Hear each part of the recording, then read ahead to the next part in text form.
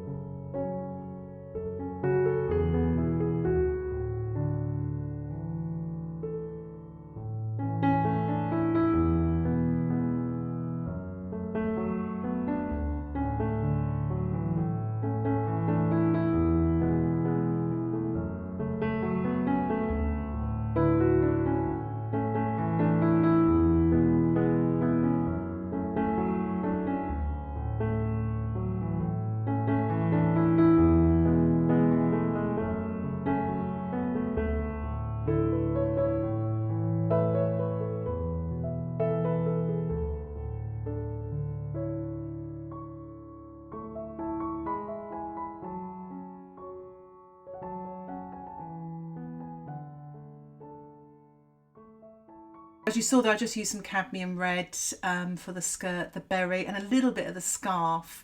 And I'm just mixing up some colour for the hair.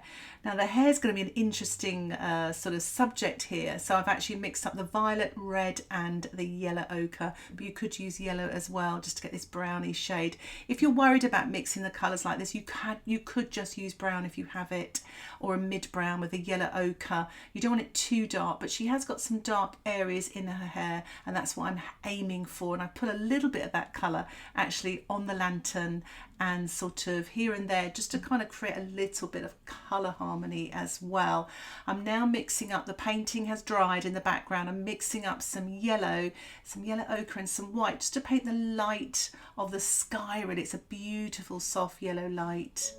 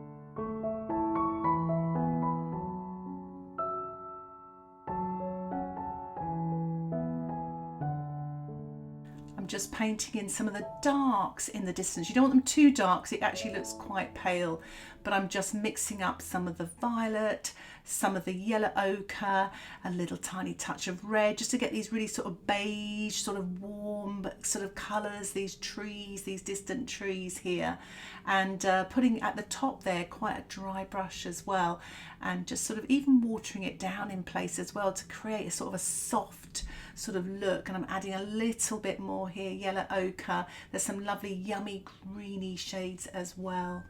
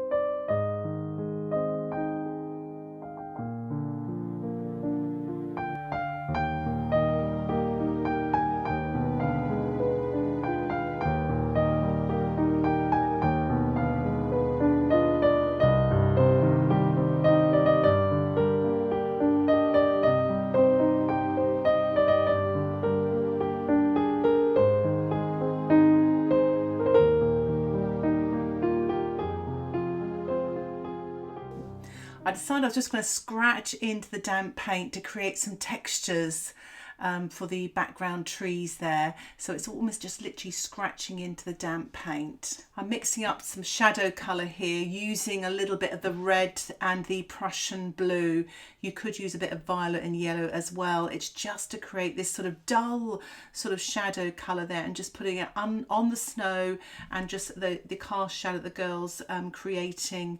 And this will be a little bit paler later, so don't worry. And I'm putting that same colour just sort of underneath her coat there and between her arms and her body, and a little bit in the hair and the scarf that she's wearing as well.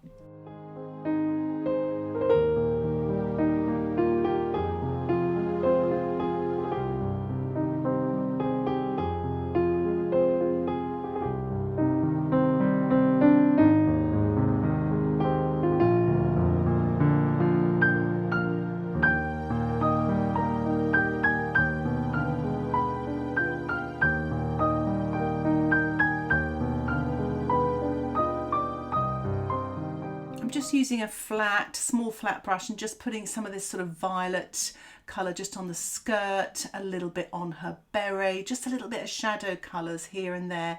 With any sort of painting, you sort of build up from very sort of large shapes, big marks, and you start, as you get sort of halfway through the paint, you start homing in on the details, building up those sort of mid-tones and light tones, as I'm doing here now. I thought I'd tackle her hair a little, just using a little bit of the yellow ochre with the yellow mixed. And I really want to build the hair, just that detail, you know, working from dark tones to mid tones to light tones, then to those real highlights towards the end.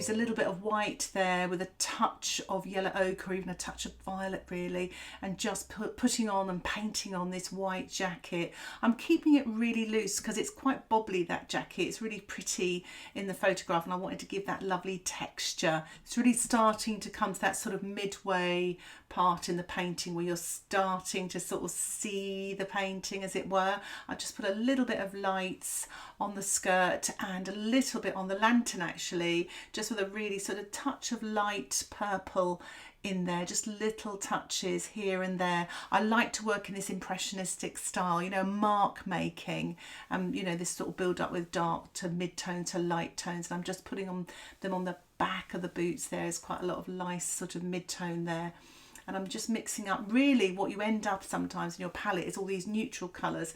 So I would say there's a mixture of blue, violet, yellow and white, maybe even a little bit of red. That's what's really nice about using the primary colours, to kind of mix away to get these neutrals. And I'm just putting some shadows quite loosely on the back of her jacket here with quite a small flat brush, and her jacket has dried underneath the white area, and I'm just sort of painting a little bit of that violet, sort of grey violet here and there, and putting it in the background as well, wet on dry. Nice painting in this way because you get some lovely colour harmony.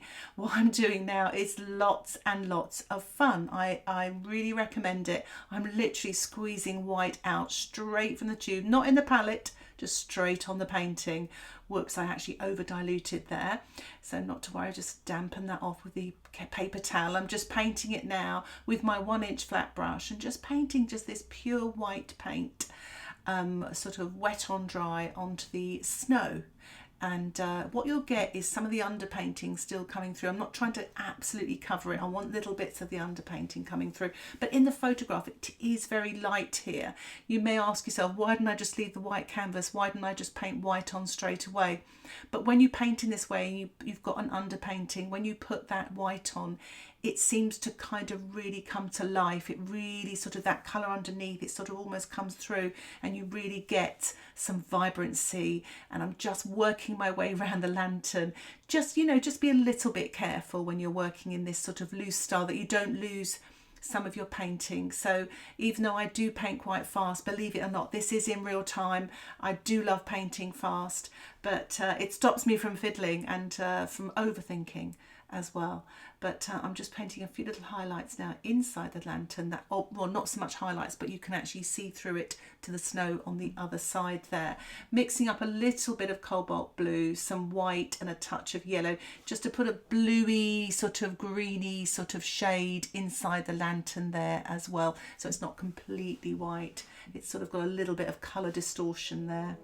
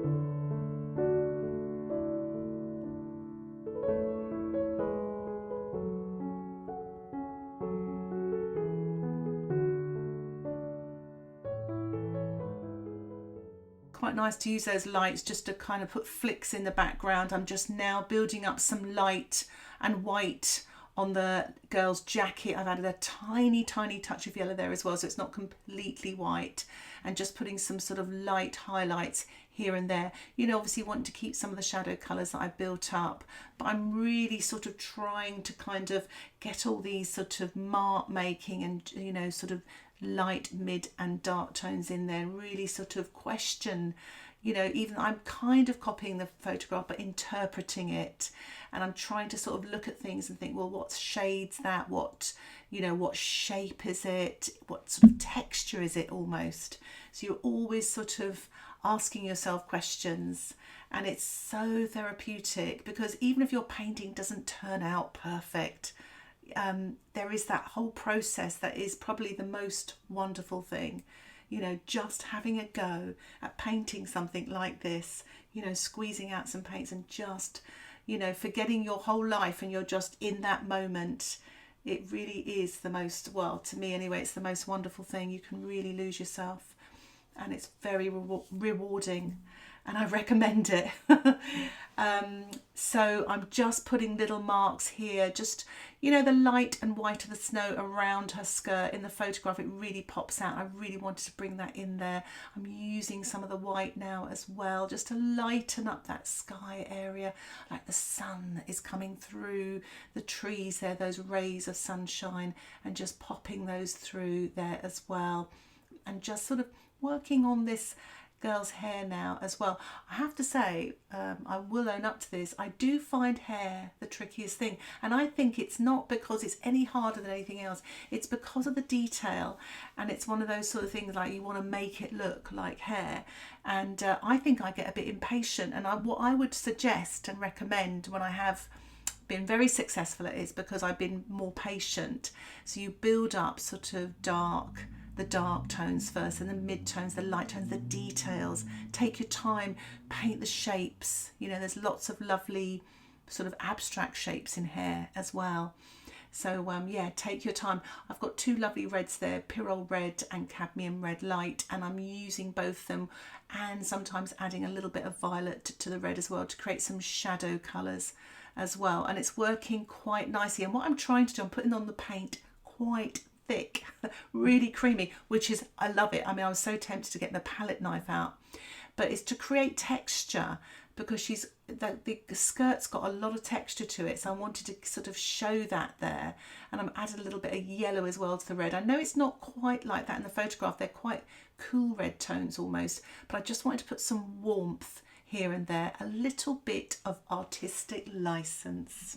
I've decided to add a little bit of white as well to the red, just to put a few little highlights and lighter tonal areas as well, to build up now this detailing, and just to kind of bring this sort of skirt to life. It's so pretty, and the beret as well, trying to give the equal amount of attention to the beret, and also putting some darks in there where the scarf is and where the sort of her hair is sort of curling around.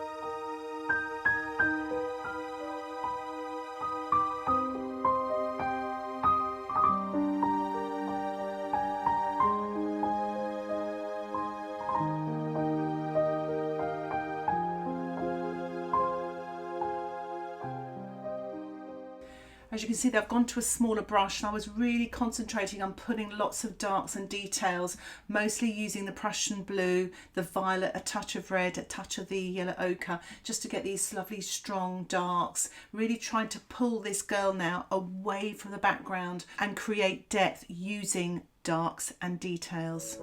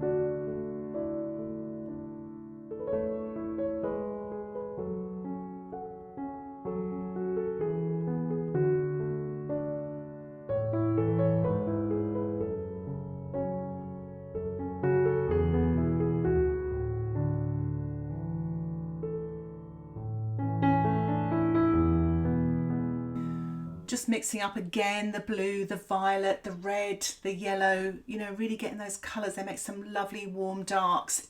And I'm painting these with quite a small little round brush, just towards the right hand side of the painting, just to give that little bit more detail to the background.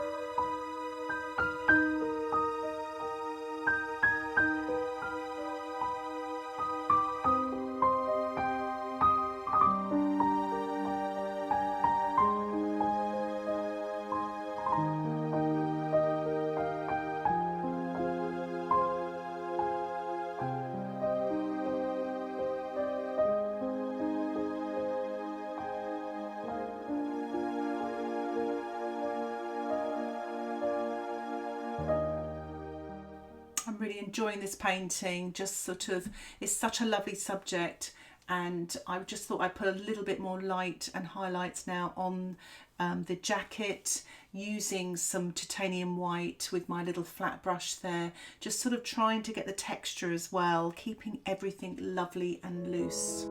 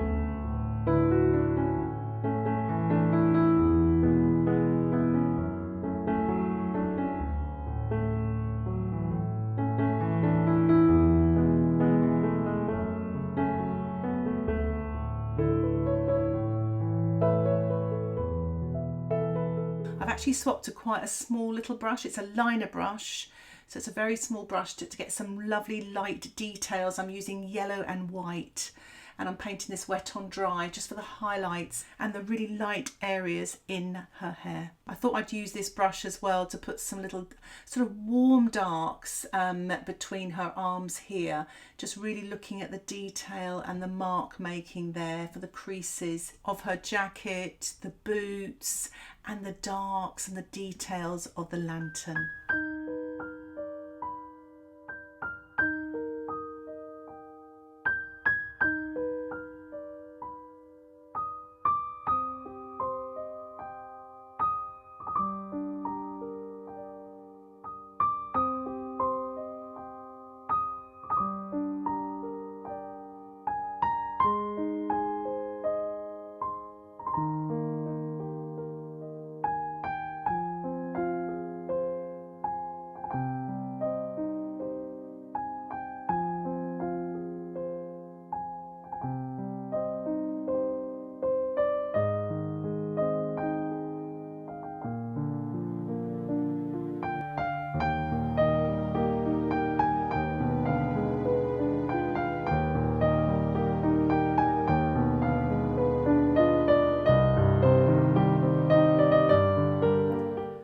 Paint a little bit more on her hands and actually use that flesh tone on her jacket as well, with a mixture of yellow, white and a touch of red. I'm painting a little bit of darks now on her hat, some detailing there with some violet and red. And now in the background I've just put some white there. It's almost like the sun's coming through the top of those trees, so I'm just lightening up the sky with some white and blending it in, sort of almost like a dry brush, like a very thin film of paint.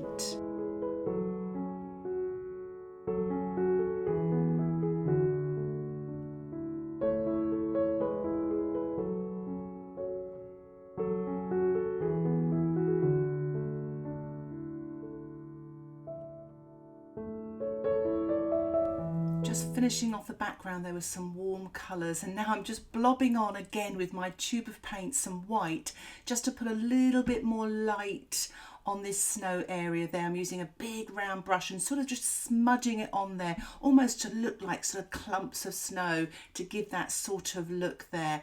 And I'm just painting carefully around her boots and the bottom of her skirt there. I really want to bring her out from this background here. She is the star of the show after all.